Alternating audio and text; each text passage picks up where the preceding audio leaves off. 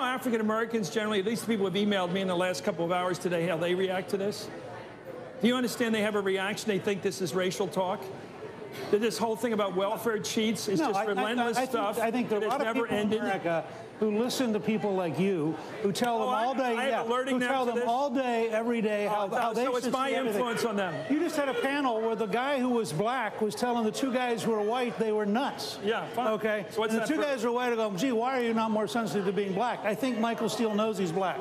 I don't think this is a great shock to him. But you can laugh about it, but you don't think that you've used it in the past. What's a food stamp president?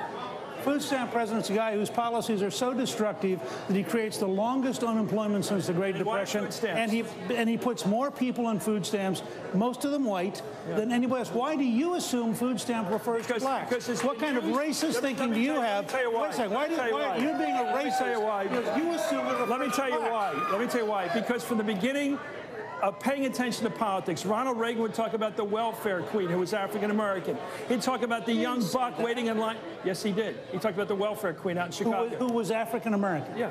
I don't believe he ever used the term. No, he didn't say. He didn't have to. He also talked about. Let me try this. How about the young buck waiting in line for food stamps to buy booze with? This is a history we have here, and this lingo is so clear to every African American watch right now. So we're not allowed to tell the truth about food stamps. You sit here and chuckle about it as if it's not a game you're playing. Wait a second. We're not allowed to talk about food stamps because your sensibility tells us that 35 years ago.